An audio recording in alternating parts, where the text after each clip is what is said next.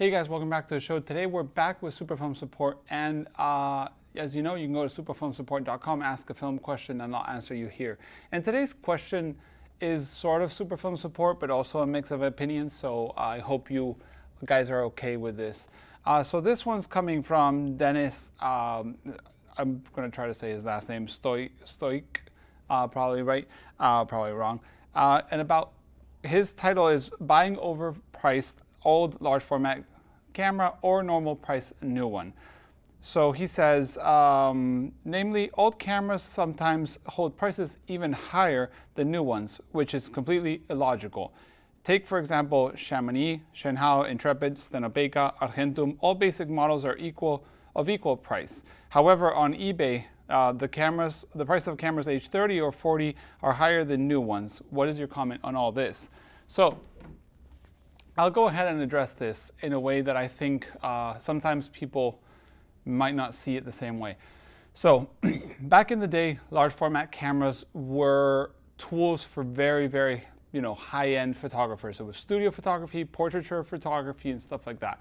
We have masters of large format that used CNRP cameras, Deardorff cameras, Vista cameras, Linhof, Plowbill, all sorts of really high-end cameras. And these people were top-notch photographers doing architectural work, studio photography, fashion photography, portraiture photography, all these things. And it was not something you would usually see on amateur photographers, beginner photographers, anything like this. If there was someone shooting large format, usually it was quite serious people that were maybe super into the craft of maybe printing or something like that, maybe for landscape and so on. So the thing is, large format gear used to be a pro equipment, and these pro equipments had pro price tags.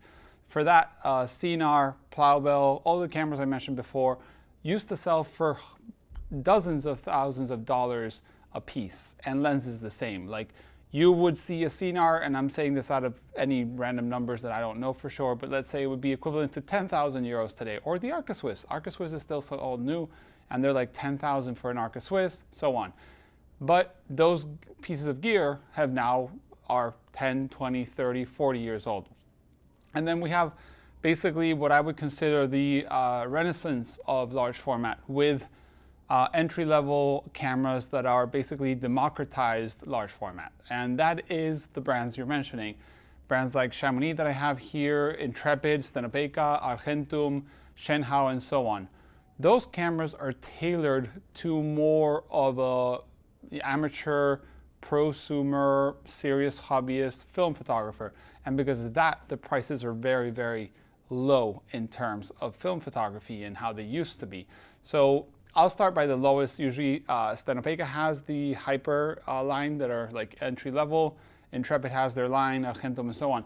Those cameras, I've done many, many videos on that. I would not put them to compete against a CNR or a Linhof or Plowbill or Arca Swiss, because these cameras feel, in a way, and I'll air quote this because I think they still have a space in the market, almost like toy cameras compared. You grab a CNR or a Linhof, and those things are built like tanks, and then you grab a Stenopeka or a Chamonix or an Intrepid or anything like that, and they have a bit less quality materials, more wobbles after use.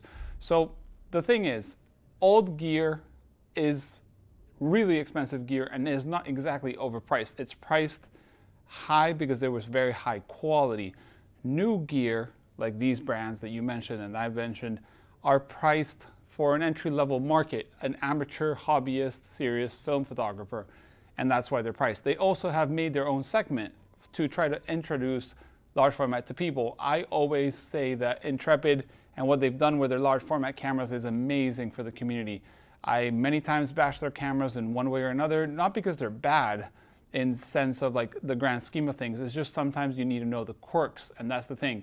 All these lower grade cameras sometimes have some quirks to them, quirks that are not always, you can't work around them, or you can work around them in a sense, but they take some learning. So that's why I always say that, and I've said it many times, that to start, the best camera you can probably buy is a monorail, a Campbell monorail, a Horseman monorail, a Toyo monorail, because they're extremely well made. They were professional tools for people shooting all these things. And these cameras are great cameras, but when you don't know what you're doing at the beginning, it all looks very confusing. You're gonna screw up the, the parallelism between the front and the back standard. You're gonna screw up the bellows getting in the shot. You're gonna screw up light leaks that may happen because of user error or camera error, or user and camera error. And that's the thing.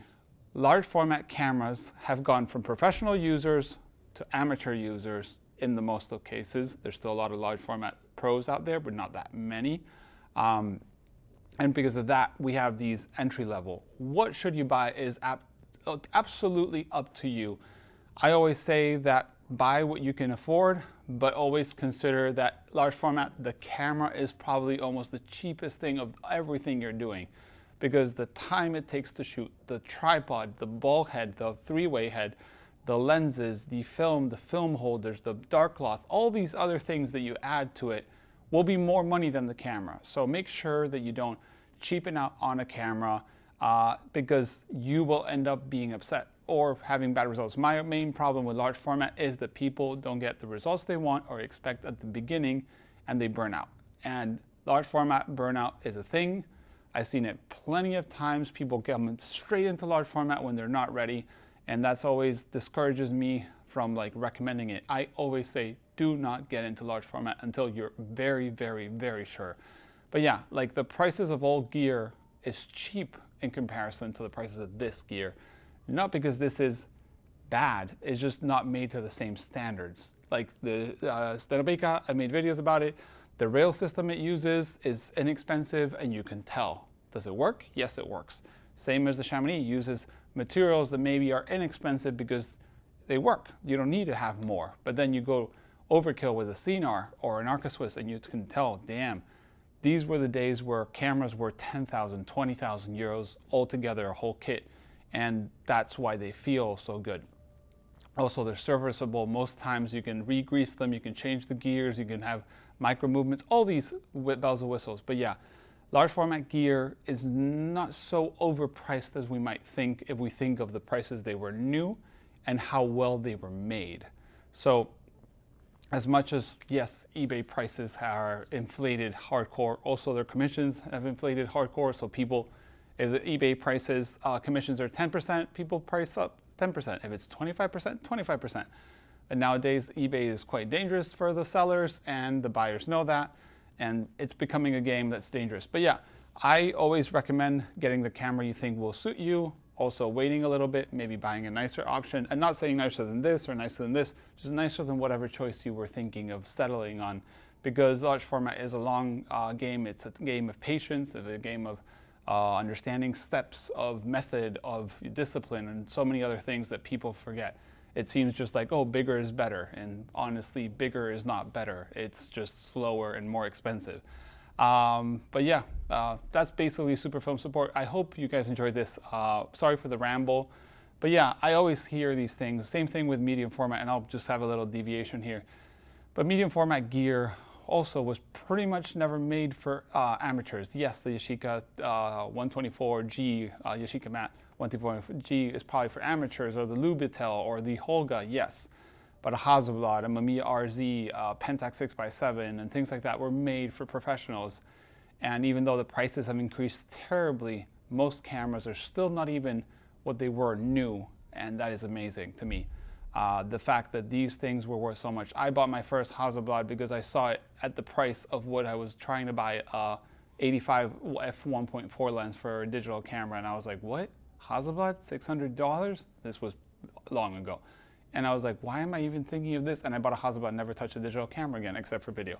So yeah, that's basically my take. I don't know if you guys agree or not, but I think they're now in the market. When you see cameras that are 700 euros and 3,000 euros, you're like, why? This is secondhand and old. Well, that secondhand camera was worth way more back when, and these cameras are new. They're made for amateurs, and most times they work really well and can get great results like many other fellow YouTubers and photographers.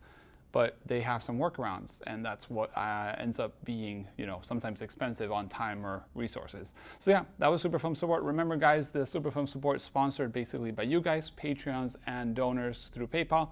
I'll leave the link below for all of that if you feel like you want to see more of this stuff on YouTube. Not so much clickbait stuff, just kind of me rambling about large format cameras. Also, let me know if you'd rather see me using the cameras more and rambling less. Maybe I can try to arrange something like that, but it won't be once a week. It takes a lot of time to make those kind of videos, unless you have a lot of time, which I don't. So yeah, thanks for watching guys. See you in the next one. Bye.